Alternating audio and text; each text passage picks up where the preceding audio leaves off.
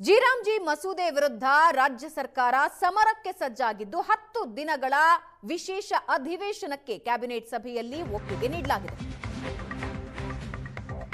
ಜನವರಿ 22ರಿಂದ 10 ದಿನಗಳ ವಿಶೇಷ ಅಧಿವೇಶನಕ್ಕೆ ಒಪ್ಪಿಗೆ ನೀಡಲಾಗಿದೆ. ನರೇಗಾ ಬದಲು ಜಿ ಮಸೂದೆ ಜಾರಿಗೊಳಿಸಿದೆ ಕೇಂದ್ರ. ಕೇಂದ್ರದ ನಿರ್ಧಾರದ ವಿರುದ್ಧ ಅಧಿವೇಶನದಲ್ಲಿ ಚರ್ಚೆಗೆ ತೀರ್ಮಾನ ತೆಗೆದುಕೊಂಡಿದ್ದಾರೆ. ಕೇಂದ್ರದ ಮೇಲೆ ಒತ್ತಡ ಹಾಕುವುದಕ್ಕೆ ಅಧಿವೇಶನ ಕರೆಯಲಾಗಿದೆ. ಅಧಿವೇಶನದಲ್ಲಿ ಜಿ ಬಗ್ಗೆ ನಿರ್ಣಯ ಕೈಗೊಳ್ಳಲಾಗುತ್ತೆ. ಕೇಂದ್ರದ ಮೇಲೆ ಒತ್ತಡ ಹಾಕುವುದಕ್ಕೆ ಅಧಿವೇಶನ ಕರೆದಿದ್ದೀವಿ.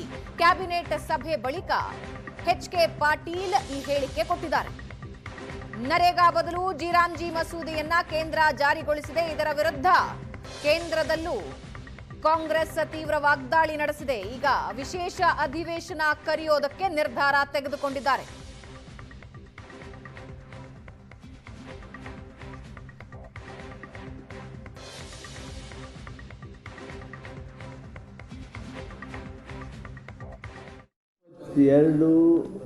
ರಿಂದ 31ರವರೆಗೆ ಡೇಟ್ಸು ಹಾಲಿಡೇಸು ಅವನ್ನ ಸ್ಪೀಕರ್ ಅವರು ಹೊರಡಿಸ್ತಾರೆ.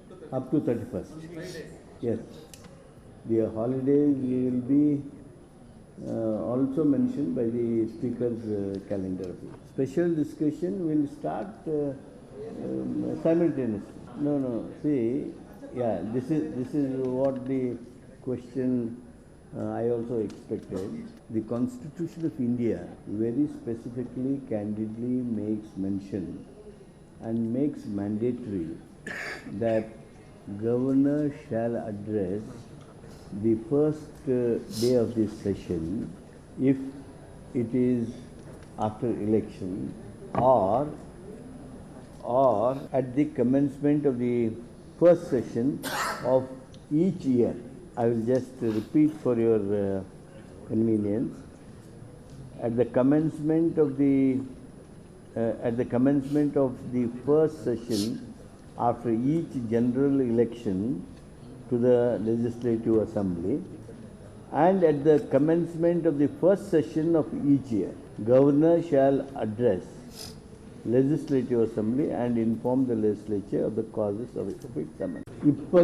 ಜನಹಿತ ಕಾಪಾಡೋದಕ್ಕಾಗಿ, ರಾಜ್ಯದ ಹಿತ ಕಾಪಾಡೋದಕ್ಕಾಗಿ ಸೂಕ್ತವಾಗಿರ್ತಕ್ಕಂಥ ಹೆಜ್ಜೆಯನ್ನು ಸರ್ಕಾರ ಇರ್ತದೆ.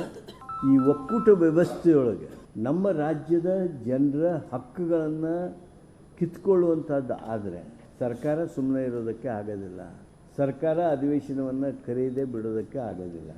ಆದ್ದರಿಂದ ಅರಿವು ಹಾಗೂ ಜಾಗೃತಿ ಮೂಡಿಸೋದಕ್ಕಾಗಿ ಹಾಗೂ ಕೇಂದ್ರ ಸರ್ಕಾರದ ಮೇಲೆ ಸೂಕ್ತವಾಗಿರ್ತಕ್ಕಂಥ ಒತ್ತಡ ತರೋದಕ್ಕಾಗಿ Mahatma Gandhi national rural employment guarantee ಆ್ಯಕ್ಟನ್ನು ಮರುಸ್ಥಾಪನೆ ಮಾಡಿಸೋದ್ರ ಸಲುವಾಗಿ ಸೂಕ್ತವಾಗಿರ್ತಕ್ಕಂಥ ಒತ್ತಡ ತರೋದಕ್ಕೆ ನಾವು ಪ್ರಯತ್ನ ಮಾಡ್ತೀವಿ.